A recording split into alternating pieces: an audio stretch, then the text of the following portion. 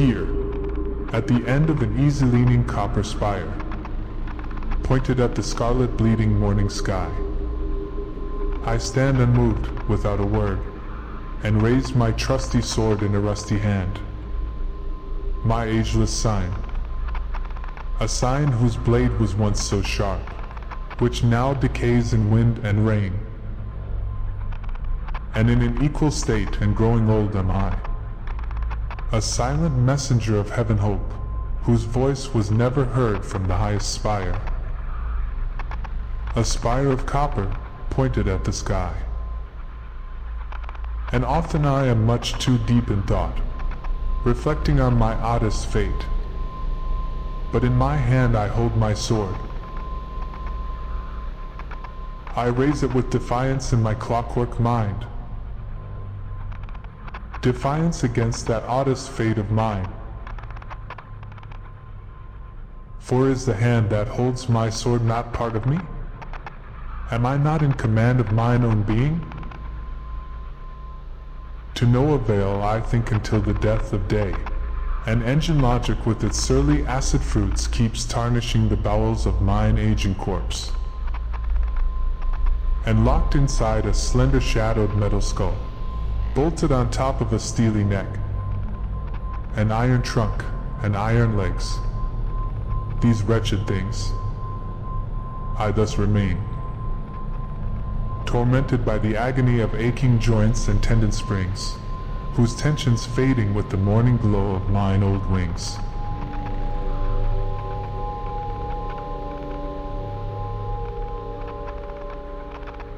I easily can understand the laws of nature, gravity. But still I ask myself, how did I find my way up here, on this world-forsaken dome of solitude? Whose hand it was that once held me, and raised my newborn metal being to the skies, and spread my shiny wings of steel to greet the playful morning sun, and made me stay on top of this copper spire, so that I, the earthly epithet of heaven hope, would never have a chance to lay my feet upon the churchyard's gravel ground. Once again the cogwheels spin until the death of day, and with a thin and fragile sound of a non-existent angel lyre inside my metal skull, I fall asleep at the end of the copper spire, without a past, the present burning up in brimstone fire, and future lurking somewhere in the scarlet bleeding evening sky.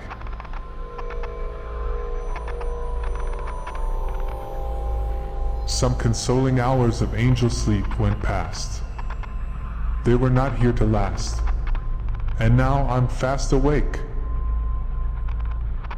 Again it's raining, and for the 1,000th time, the corroding raindrops pluck the feeble strings of mine old mental lute.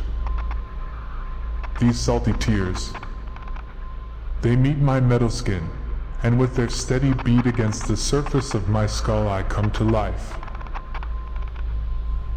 Their rhythm defeats the stillness of mine iron heart, and somewhere in a world apart, which mine eyes do not see and metal skin can't feel, the thin and fragile sound of the non-existent angel lyre is amplified until I hear the dire heavens tumble down.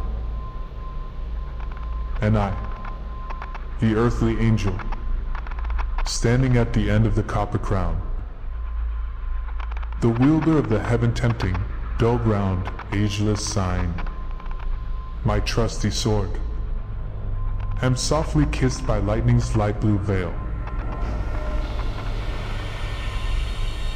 I grant I never looked so youthful and so pale. O sky, thou well-met fellow, hail! How does thy touch so tingle on my metal skin? Oh, may this fervent moment never end. The everlasting now. Yes, let it be now heard. The hand that holds this sword is part of me. I'm in command of mine own being.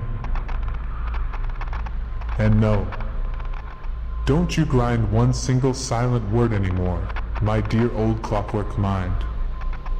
For I have found my place at the end of the copper spire, still far from earth, but closer to the sky.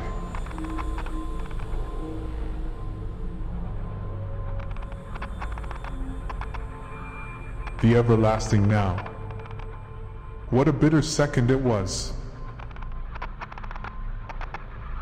Just as before, time is no more, and the silent sky above me sings a wordless lullaby. And so, a creature clad in iron wings, whose year no less shall ever be than a fraction of a moment, whose tearful eye no less shall ever see than tercentennial torment, has down from heavens come. I'm far from earth and far from sky.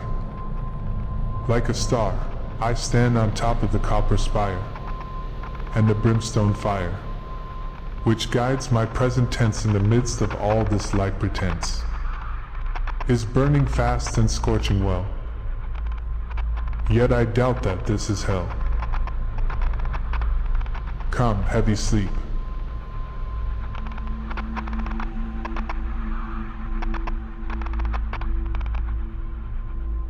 Fallen angels, metal beings, these weighty figures I'm now seeing. And oh, the empty spaces down below. Like a mighty sparkling flow, these steely beasts with iron wings, they dive into eternity. I ask myself, where would I like to be? Forever standing on the top of the copper spire, tormented by the brimstone fire, or on my way towards the churchyard's gravel ground, a plain where there's no sound, no wordless lullaby, no scarlet bleeding silent sky.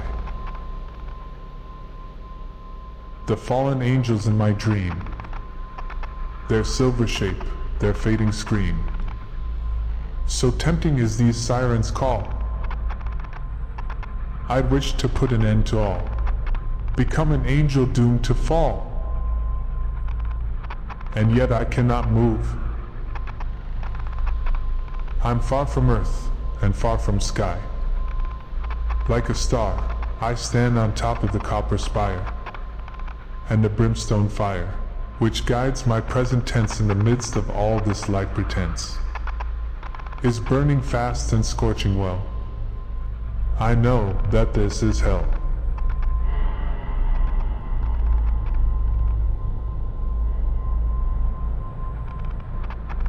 Through the silent night and fever dreams I go towards the morning light. Despite the aching tendon springs, I linger on. And the silent sky above me sings a wordless lullaby. Someday, when the dream is over, when it so seems, I'll ask myself, what else the great existing be than angels peering down from copper spires, fearing for the fall, and yet prepared to see what lies beyond the gravel ground, to put an end to all. And then I'll sing, happy they that in hell feel not the world's despite. The silent song of the mechanical angel shall roam around the frozen night.